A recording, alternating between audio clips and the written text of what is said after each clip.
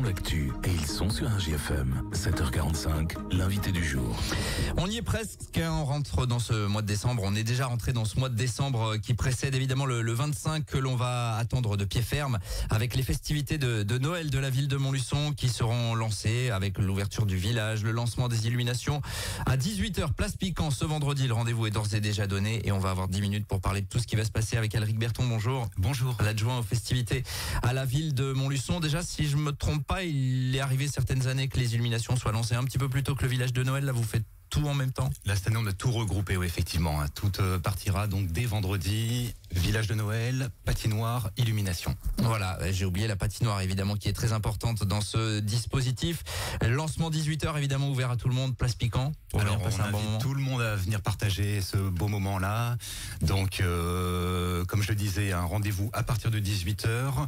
Donc ce qui va se passer, c'est que tout d'abord on va inaugurer l'ouverture du village. Au même moment vont s'illuminer les rues de la ville qui ont été décorées par les nouveaux motifs lumineux. Donc je dis c'est des nouveaux motifs puisque tous les 3 ans on fait évoluer le plan d'illumination. Donc cette année c'est un nouveau motif qui est mis en place. Je me permets d'en parler parce que finalement il décore bien la ville, il nous met dans l'ambiance et puis surtout c'est qu'il est assez conséquent puisque c'est 154 nouveaux motifs qui sont mis en place, plus 50 déjà existants, donc il y a plus de 200 motifs qui sont posés sur la ville entière. Vous l'avez peut-être remarqué, mais depuis octobre il y a déjà les équipes qui travaillent pour cette pause et puis du coup on s'attache à éclairer les axes passants, les entrées de ville et puis les axes commerçants. Ouais, c'est un contrat triennal en fait que vous avez, c'est ça, avec un partenaire. Oui. C'est ça. Donc il y a un appel qui est lancé cette année. Le prestataire qui a été retenu, c'est Blacher Illumination. Bon, il y a toujours des questions évidemment vis-à-vis des économies d'énergie. On rappelle que ce sont plus les illuminations d'il y a 15 ou 20 ans. Aujourd'hui, c'est des choses qui sont moins coûteuses. Oui, ça a énormément évolué en termes de technologie. Tous les éclairages, bien sûr, sont LED et la consommation est vraiment très très faible. Donc il y a un très faible impact sur les finances en termes de consommation énergétique et puis c'est beaucoup plus respectueux de l'environnement. Vous parlez de la mobilisation des agents municipaux, effectivement, qui tôt le matin, souvent, c'est pour ça qu'il y a eu certaines rues, parfois, quand on arrivait, nous, ici à la radio, le matin, qui étaient bloquées avant 6h, parce que forcément, il faut mobiliser, il faut que la circulation soit coupée. Il y a beaucoup de gens aussi qui s'interrogent, mais pourquoi si tôt? C'est que ça paraît pas, mais plus de 200 points lumineux, ça prend du temps, quoi. Ça prend énormément de temps. Il y a quand même 3 agents du service technique qui travaillent dessus quasiment à plein temps, plus des renforts ponctuels qui sont là. Et puis on s'attache aussi, comme vous le dites, à faire des pauses à des horaires qui vont être le moins gênants possible pour la circulation, pour les habitants. L'objectif, alors évidemment, vous pouvez pas couvrir toutes les rues de toute la ville, ce serait impossible, mais c'est que ça soit visible un petit peu partout, aux 4 coins de la ville. Un petit peu partout, et puis on va pas non plus clairsemer, mettre un motif à droite, un motif à gauche, où là ça aurait pas vraiment de sens, donc il faut quand même qu'il y ait une cohérence dans les emplacements. Bon, il n'y a plus qu'à mettre le courant, c'est bon, tout est bon pour vendredi 18h. Tout s'illuminera donc d'un coup, évidemment, on suivra tout ça. Ça c'est pour la partie illumination. Donc on en vient à la partie village de Noël qui ne change pas. Vous avez trouvé place Piquant un lieu qui correspond, en tout cas dans l'état actuel des choses, parce qu'il y a certains lieux qui sont inaccessibles aujourd'hui. Le lieu pour l'implantation du village de Noël, c'est quelque chose d'assez problématique puisque il faut qu'on soit quand même central par rapport au commerce. Il faut, comme je dis toujours, que ce soit dans les festivités ou dans d'autres domaines, on est toujours en recherche d'un équilibre. Donc l'équilibre, c'est quoi? C'est d'arriver à trouver des solutions qui vont être les moins gênantes pour les habitants ou pour les commerçants à proximité des lieux, et puis qui offrent les meilleures solutions possibles. Donc ce lieu, il est adapté dans la mesure où on est en plein centre du boulevard de Courtet, on est sur une zone très passante, et puis on met en place des dispositifs puisqu'on a énormément de contraintes. Et depuis 2018, en mauvais souvenir malheureusement, mais les attentats comme il y a eu sur le village de Noël de Strasbourg ou après à Nice, depuis ça, il faut rappeler qu'on est quand même en vigilance, attentat, urgence. Donc on a des contraintes sécuritaires qui sont au maximum, ce qui force à barriérer, à avoir des sociétés privées de sécurité qui contrôlent visuellement les sacs, etc., etc. Donc voilà, il faut arriver avec toutes ces contraintes à trouver une solution équilibrée pour apporter vraiment les plus belles festivités possibles. Là aussi, il y a des questions sur le barriérage qui c'est vrai pas top dans l'esprit de Noël, mais ce que vous dites, c'est qu'on peut pas faire autrement en fait. Malheureusement, on n'a pas le choix. Donc c'est vrai que ça nuit à l'aspect esthétique du site. On aimerait avoir un site ouvert au grand vent. On aimerait faire des choses comme elles ont pu se faire il y a plus de 10 ou 15 ans de là. Malheureusement, dans le monde actuel et en 2024 et 2025 à venir, On n'a pas le choix, on est obligé de passer par là. Et de toute façon, il faut qu'on garantisse la sécurité des publics, c'est primordial. Alors, il y aura 25 chalets cette année qui sont dispersés un peu de manière un peu différente. C'est-à-dire qu'il y en a vraiment sur la place Piquant et puis, enfin, tous sont place Piquant, mais d'autres plus proches du château, plus près de la patinoire en fait. Tout à fait. On peut considérer qu'il y a deux pôles différents cette année dans l'implantation. Tout d'abord, il y a le haricot, le terre-plein central de la place Piquant qui concentre environ 16 chalets qui sont là pour les produits de Noël, donc des chalets marchands. On y trouvera des bougies, des lithographies, donc tous les produits qui vont attrait à l'esprit de Noël. Et puis autour de la patinoire, donc au pied du château des Ducs de Bourbon, là on y retrouve tous les chalets gourmands d'offres de restauration et de boissons. Oui, important évidemment avec l'aspect convivial. Alors, vous êtes chaque année un petit peu taxé de pas faire place suffisamment à des artisans d'art, par exemple. Vous avez donné une explication hier lors de la conférence de presse. C'est pas que vous voulez pas, hein, tout simplement. Non, c'est pas qu'on veut pas, c'est que nous, on a un village de Noël qui ouvre du 6 au 24 sur 18 jours. Un artisan, en cette période, il a besoin d'être dans son atelier, donc il aura plus de facilité, si vous voulez, à se déplacer dans un village ou en campagne où il va intervenir sur une journée ou un week-end, tout à fait, oui. Donc on a quand même des services qui travaillent ardemment à la tâche, puisque le village de Noël, pour nous, il commence très tôt. Il commence dès le mois de juin, quand on présente les délibérations en conseil municipal. Dans la foulée, nos services du service événementiel envoient des dossiers de candidature le plus largement possible. Ils démarchent activement, que ce soit sur la foire expo, que ce soit sur les marchés des producteurs de l'office de tourisme ou autres, pour essayer chaque année d'avoir la meilleure représentation possible. Mais voilà, il y a quand même des contraintes aussi qui font que tout le monde n'est pas apte à prendre un chalet sur une période aussi longue.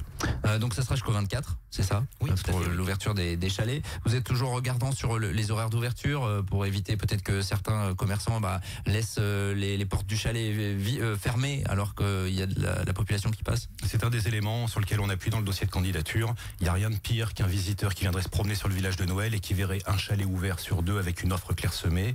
Donc il y a des horaires qui sont fixes, qui sont imposés aux marchands, et en gros ces horaires, donc on est ouvert du dimanche au jeudi de 14h à 20h et les vendredis et samedis de 14h à 21h, et il est demandé aux exposants de tenir leurs horaires, de les respecter.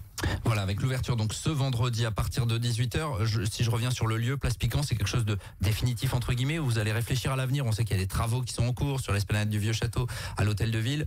C'est quelque chose qui pourra être remis sur le tapis, en fait, cette question ou... Vous savez, dans le monde d'aujourd'hui, on n'a plus jamais aucune certitude. C'est vrai. Donc on peut pas dire... Vous n'êtes pas fermé, quoi. Non, on n'est pas fermé. On est là pour trouver les meilleures solutions. Il y a fut un temps où le marché se faisait sur la place Jean Jaurès face à l'hôtel de ville. Pour les raisons de travaux, aujourd'hui, c'est pas possible. Mais actuellement, voilà, encore pour cette année, on est sur la place Piquant. Et puis il y a donc cette patinoire évidemment qui est un classique important parce que vous permettez aussi aux écoliers montluçonnais de venir, en tout cas vous le proposez aux écoles. Oui, tout à fait, ça c'est une volonté forte qu'on a, c'est que la patinoire elle sert pas uniquement aux visiteurs du village de Noël, mais elle ouvre très tôt dans la mesure où dès le 6 décembre là, on invite toutes les écoles de la ville à venir gratuitement participer, et les écoles qui le souhaitent, donc on les reçoit gracieusement pour que les enfants puissent patiner. Et puis on va même plus loin, puisque les enfants qui vont venir patiner, ils auront la chance de repartir avec un ticket de patinoire gratuit. Comme ça, ils pourront venir en profiter aussi avec leurs parents.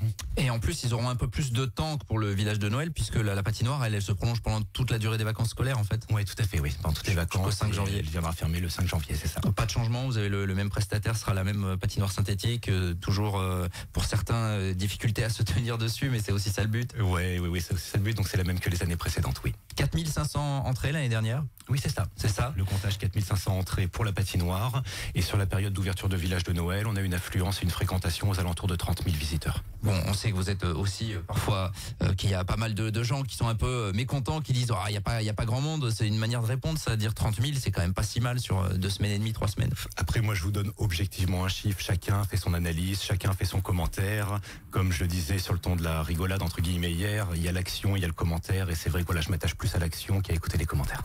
En parlant d'action, j'ai oublié de le préciser tout à l'heure, mais à 18h, il faudra bien être présent parce que l'arrivée du Père Noël, alors on n'a pas su ce que c'était hier, mais ça sera une arrivée surprise. Vous n'allez pas nous le dire ce matin, ce que ça sera? Une arrivée surprise. Imaginez votre enfant le matin de Noël, si vous emballez pas le cadeau, c'est plus une surprise. Ah, effectivement. Là, c'est pareil, je garde l'emballage, mais je vous invite à venir découvrir ça vendredi. 18h, en tout cas, avec pour objectif évidemment que les enfants en prennent plein les yeux, c'est ça? C'est ça, oui, tout à fait. C'est ça l'objectif.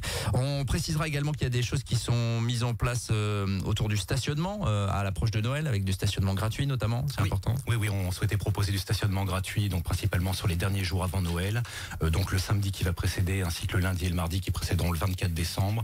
On sait que c'est les achats de dernière minute, c'est la course pour aller chez le traiteur, etc. Donc voilà, on va épargner ce temps-là et puis ça permet aussi d'avoir un accès gratuit en centre-ville pour stationner les véhicules. Et dans le fond, le château, lui, sera illuminé avec le festival Lumière sur le Bourbonnais qui revient avec ses projections. Le Bourbonnais revient, la projection sera identique à celle qu'on avait l'année dernière. Et puis surtout, c'est que là où est placé le village de Noël, ça nous offre une perspective magnifique sur le château des Ducs de Bourbon. Bon, il y a ça, c'est le programme principal. Évidemment, il y a la corrida, on aura l'occasion d'en reparler sur cette antenne le 29 décembre, on l'a dit dans le journal tout à l'heure avec les inscriptions qui sont ouvertes. Allez voir sur le site de la ville de Montluçon. Et puis, Alric Berton, en 30 secondes, il y a plein d'autres choses dans les autres structures municipales en fait qui se passent en préambule de Noël. Alors 30 secondes. C'est compliqué, c'est compliqué. Il y a un site de la ville de Montluçon, je sais que vous relayez très bien l'info aussi, qui permet de voir tout ce qui se passe dans les structures de la ville, puisque toutes les structures vont être rythmées au son de Noël, donc que ce soit le conservatoire André Messager, le théâtre municipal Gabriel Robin, le MUPOP via les ateliers ou la médiathèque, tout le monde s'est mis dans l'esprit de Noël et offre des activités en lien avec la période. On vous invite évidemment à aller voir sur le site de la ville de Montluçon. Il y a l'office de tourisme aussi qui va proposer des balades, notamment les fameuses balades des lutins. C'est quelque chose qu'il renouvelle chaque année. Et on donnera donc rendez-vous vendredi 18h, c'est ça ? Rendez-vous vendredi. Avec l'arrivée surprise du Père Noël, on peut toujours pas savoir comment il va arriver ? Non. Je tente ma chance évidemment. L'objectif c'est de garder la surprise, notamment pour les enfants. Lancement des illuminations du village de Noël, Place Piquant ce vendredi 18h, le village jusqu'au 24 et la patinoire, on l'oublie pas, jusqu'au 5 janvier. Merci Alric Berton. Merci à vous, bonne journée. D'avoir été avec nous ce matin pour nous présenter tout cela. Bientôt 7h56, on est à l'heure sur RJFM et on revient dans quelques instants. Tous les matins, 7h45, l'invité du jour en direct sur RJFM. Retrouvez l'invité du jour en podcast sur rjfm.net et l'appli RJFM, mais aussi en replay vidéo sur YouTube et Facebook. RJFM.